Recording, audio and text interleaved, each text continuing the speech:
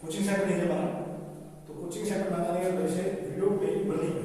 तो चलो मैं सेटअप एक स्कूल में हूँ फिलहाल, आपको वहीं सिंपल कोड भी बता देता हूँ कैसे क्या होता है। तो आज मैं आपको जो सिखाना है वो सिखाते हैं प्रकाश। सबसे पहले प्रकाश है क्या चीज? एक ऐसी ऊर्जा जिसके माध्यम से हम किसी चीज को देख पाते हैं। क्या? प्रकाश एक ऐसी ऊर्जा जिसके माध्यम से किसी वस्तु को या किसी बिंब को या प्रतिबिंब को हम देख पाते हैं। तो प्रकाश हमेशा सीधी सरल रेखा में गमन करता है। प्रकाश हमेशा सीधी सरल रेखा में गमन करता है। प्रकाश परावर्तन और अपवर्तन क्या होता है? अपवर्तन कब होता है? प्रकाश का परावर्तन, यानी परावर्तन जब होता है प्रकाश किसी समतली, किसी चमकदार सतह से टकराए और उसमें वापस आ जाए, उसको हम कहते हैं परावर्तन। अपवर्तन प्रकाश की किरण पुंज होती है जो किसी चीज से टकराए और उसमें से कुछ हिस्सा निकल जाए और कुछ वापस आ जाए, उसको अपवर्तन कहते हैं। जैसे सघन माध्यम से विरल माध्यम, विरल माध्यम से सघन माध्यम, या पारदर्शी माध्यम। हमेशा जो प्रकाश है वो पारदर्शी माध्यम से पार होता है, कुछ हिस्सा पार होता है, तो इसको हम कहते हैं अपवर्तन, कि प्रकाश किसी चीज से टकराए और टकराने के बाद पार हो जाए। और परावर्तन, क्योंकि प्रकाश पूर्ण रूप से प्रकाश को वहीं जान कर दे, वहीं, उसको हम कहते हैं परावर्तन। जैसे कि अब प्रकाश की लाइट ये आ रही है मेरे ऊपर और मैं यहां खड़ा हूं, तो मेरे जो पीछे बनेगी छाया बनेगी, इसको हम कहेंगे परावर्तन। अपवर्तन यानी मैं कोई पारदर्शी माध्यम होता, मेरे में से कोई आर पार देख सकता, तो उस ये प्रकाश भी मेरे अंदर से पार हो जाता, तो प्रकाश का अपवर्तन किया जाता, यानी आगे चलता। जो मैंने प्रकाश को यही रोक दिया तो परावर्तन। अब आता है हमारा प्रकाश का परावर्तन। ठीक है, परावर्तन हो गया, अपवर्तन हो गया, सघन माध्यम और विरल माध्यम। कभी आपने देखा है कि एक सिक्का होता है और पानी के अंदर हम उसको डालते हैं, तो अपनी ऊंचाई से वो नीचे से ऊपर दिखाई देता है, हमें कितना ऊंचा हो, लेकिन वो एक्चुअली नहीं होता इतना ऊंचा, लेकिन वो परावर्तन के अपवर्तन के कारण होता है हमारा, क्योंकि प्रकाश अपवर्तन कि प्रकाश में पार हो रहा पानी में, सघन माध्यम से विरल माध्यम में। या हम कह सकते हैं कि पेंसिल या पेन रखें किसी शीशे के ग्लास में, तो हमें वो पेंसिल टूटी हुई नजर आती है, टेढ़ी नजर आती है, वो इसी कारण से है, प्रकाश का अपवर्तन के कारण। तो प्रकाश किरण किसे कहते हैं? कि प्रकाश का एक सीधी रेखा में गमन करना। प्रकाश का किरण, प्रकाश का सीधी रेखा में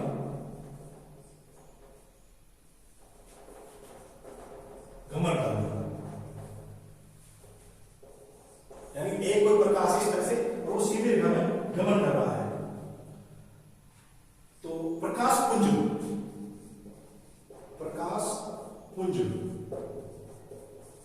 बहुत सारी प्रकाश की किरणें, उनको हम प्रकाश पुंज कहते हैं। प्रकाश पुंज।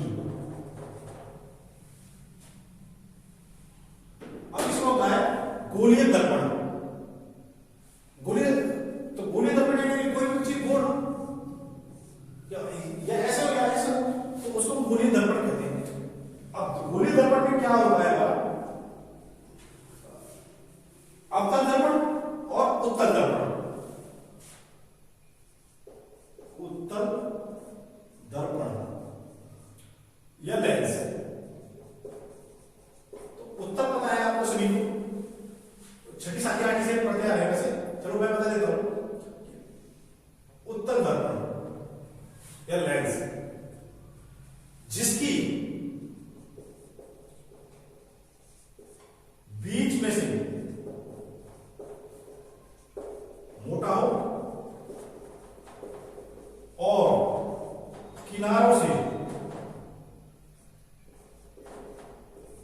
से पतला हो, वो उत्तल लेंस है। दर्पण बताएंगे, चलो आपको लेंस बताते हैं। उत्तल लेंस है, अवतल लेंस।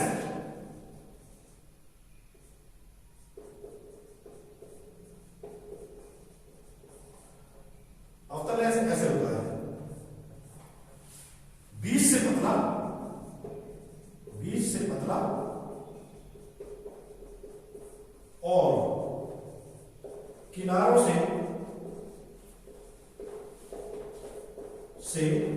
मोटा हो, उसे हम अवतल कहते हैं। यानी कि बीच से पतला हो और किनारों से मोटा हो। अब आता है हमारे पास दर्पण। दर्पण यानी उत्तल। इसकी राइट हैंड साइड पे हम पॉलिश कर देते हैं सिल्वर ब्रोमाइड AgBr की, तो ये दर्पण बन जाता है। किसी भी लेंस में अगर हम सीधे हाथ साइड, हमेशा जो पॉलिश होती है वो सीधे हाथ साइड में होती है, तो पॉलिश कर दे तो ये उत्तल दर्पण इस तरह से बनता है हमारा। तो अवतल दर्पण ऐसा होता है, तो हम पॉलिश करेंगे इधर पे, इस पेज पे, तो अब ऐसे। तो अब अंतर क्या हो रहा है? उत्तल जो दर्पण होता है, इसकी ये गोली है,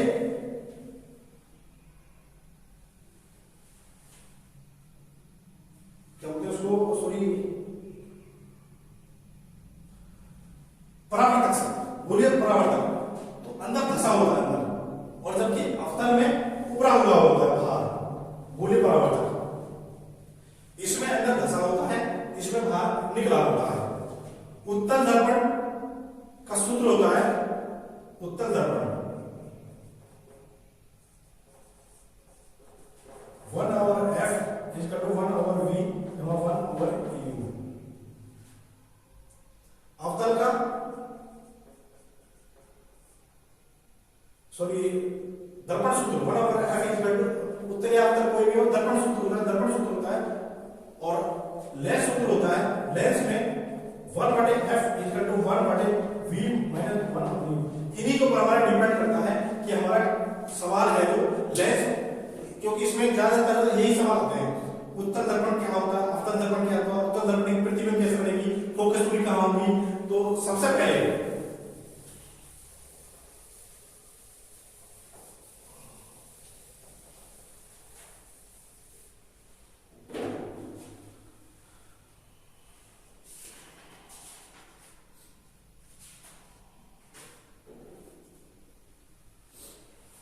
इसमें मतलब है फिर वास्तविक प्रतिबिंब, आभासी प्रतिबिंब।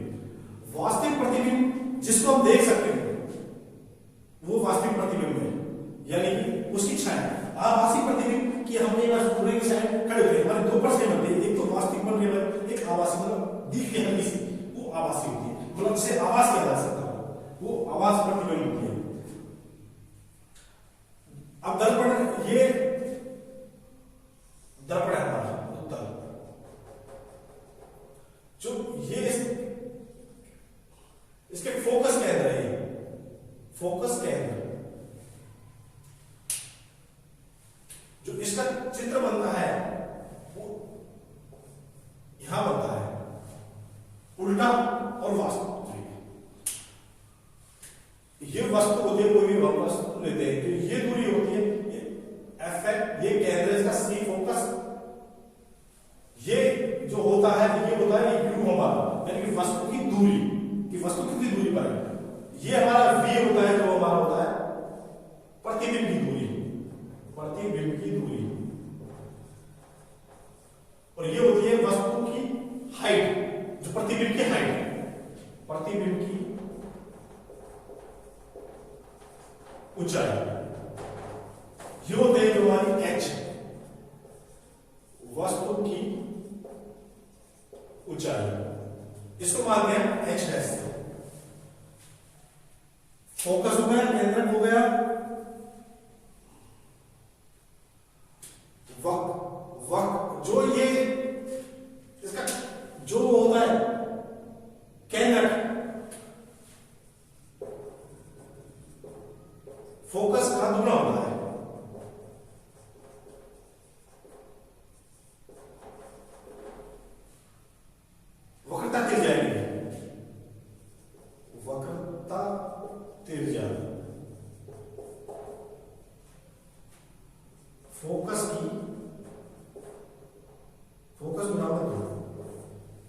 फोकस निकालेंगे, एफ निकालेंगे, वो कितना त्रिज्या को आर से लिखते हैं, आर बाई 2 होता है हमेशा।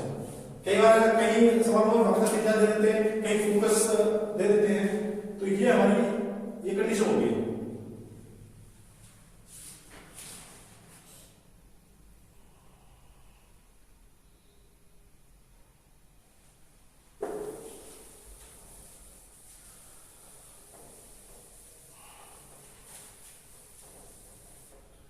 अब हो गए हमारे इसी में, ये कोई दर्पण है, दर्पण ऐसे होता है, हमने यहाँ इसी पे पॉलिश कर दी और ये इसका लंब होता है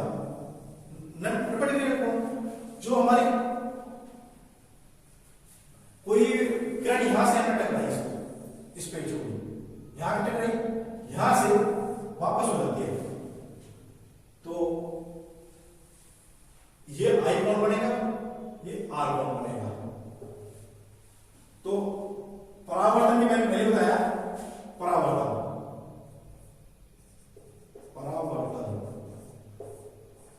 परावर्तन के नियम होते हैं, प्रकाश की किरण किसी समतली सतह से टकराकर वापस मुड़ जाना, आपतित किरण इसको कहते हैं, आपतित किरण यानी कि जो आ रही है, और यह है परावर्तित किरण। आपतित किरण, ये परावर्तित किरण।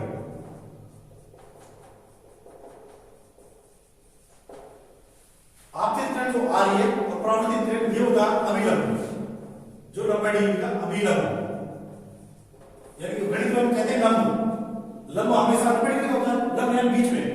तो जो परावर्तन के नियम है वो ये है, कहते हैं हमारे आपतित किरण, परावर्तित किरण और अभिलंब हमेशा एक ही दिशा में होते हैं।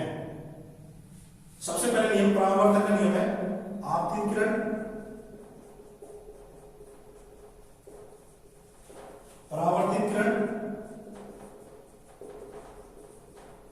व अभिलंब, अभिलंब तीनों एक ही दिशा में होते हैं, यानी तीनों एक ही दिशा में होते हैं। फिर दूसरा इसका नियम क्या कहता है, इंसिडेंट कोण इंसिडेंट टू रिफ्लेक्टेड कोण, कोण आई बराबर कोण आर, जितना इंसिडेंट है आपतित कोण बनेगा इतना ही परावर्तित कोण बनेगा। हमेशा कभी भी देख लो, जितना कोण इसका होगा इतना ही कोण इतना होगा। ये कोण जो यहां से यहां तक होते हैं 90 डिग्री होगा, 90 से जो ये इतना यहां आ रहा होगा तो इतना ही आ रहेगा। और अगर इन दोनों को हम सबको जोड़े, ये 180 का होता है, कोई भी समतल जगह होती है, और उसके ऊपर हमें वो भी अभिलंब या लंब कह देते हैं, वो हमेशा 90 डिग्री। तो परावर्तन नियम कहता है कि जितना कोण आई होगा इंसिडेंट यानी कि आपतित कोण इतना ही परावर्तित कोण होगा। जितना कोण से कोई हमारी किरण किसी सतह में चमकीली सतह से टकरा रही है और इस तरह से मुड़ रही है, तो बीच में विलंब है, तो इतना ही कोण यहां बन रहा है, इतना ही कोण, अगर ये 45 डिग्री कोण है तो 45 बनेगा, अगर हम उसको 30 डिग्री करेंगे तो 30 ही रिफ्लेक्टेड बनेगा। रिफ्लेक्टेड जितना आई कोण रहेगा हमारा कितना ही रिफ्लेक्टेड कोण होगा। अब इसमें जो लेंस सूत्र होता है, दर्पण सूत्र होता है, आवर्धन होता है, लेंस सूत्र होता है, जो अपना होता है लेंस सूत्र 1/f equal to 1/v minus 1/u। दर्पण सूत्र में हमेशा 1/f इक्वल टू 1/v जमा 1/u हो जाता है। आवर्धन को m से लिखते हैं h डैश बटे में h या माइनस v बटे u, ये आवर्धन होता है हमारा। मैं बता चुका हूं, v वस्तु की दूरी, सॉरी u वस्तु की दूरी, v प्रतिबिंब की दूरी, f फोकस होता है आपका त्रिज्या का आधा। तो इसी पे इस तरह के सवाल है। एक और विरल माध्यम,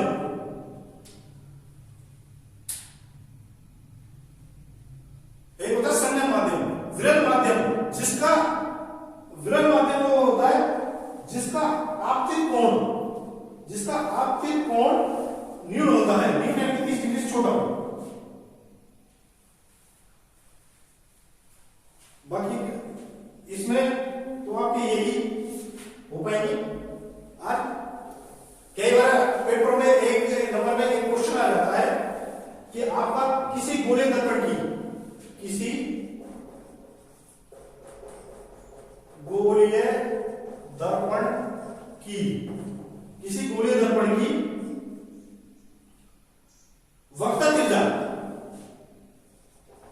वक्रता त्रिज्या 20 सेंटीमीटर है तो उसकी फोकस दूरी बताइए।